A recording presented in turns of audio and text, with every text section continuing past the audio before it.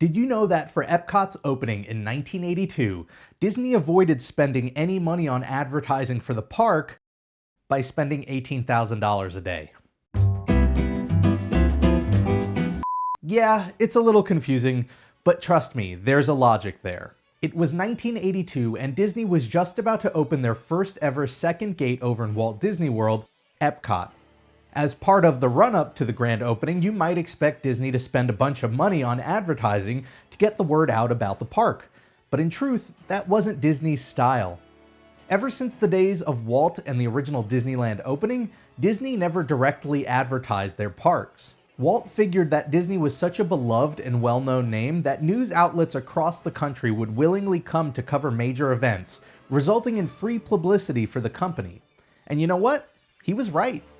For decades after the opening of Disneyland, they didn't have to advertise. Guests flocked to the parks year after year regardless, and news stations would gladly send camera crews and reporters to cover openings at the park. As I mentioned in many of my other videos, when Walt passed away, the company fell into this sort of what would Walt do coma.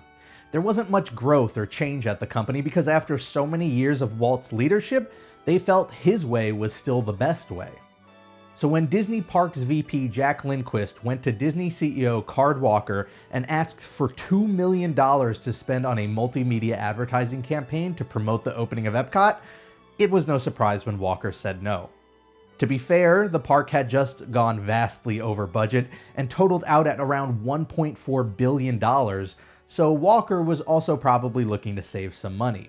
The original plan for Epcot's opening was very similar to the Magic Kingdom's.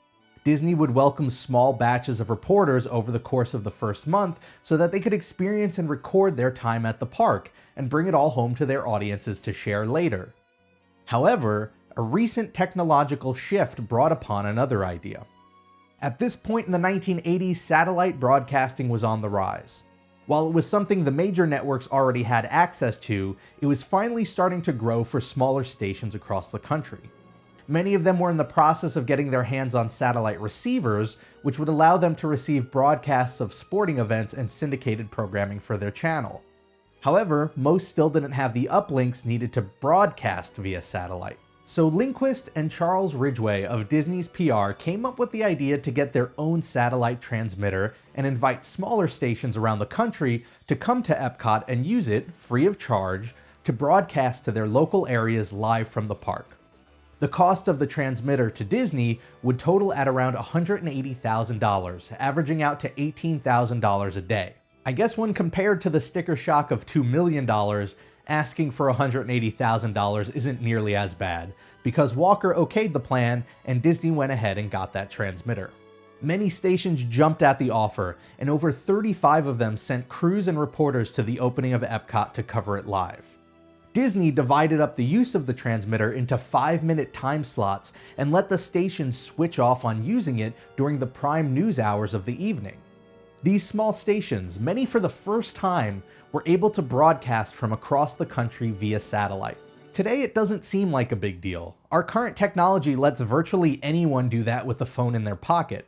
However, back then it was a big deal, and as a result there was a novelty to the reports that went beyond just the fact that it was news about Disney. In the following weeks, over 30 more news crews would travel out to Epcot to cover the event.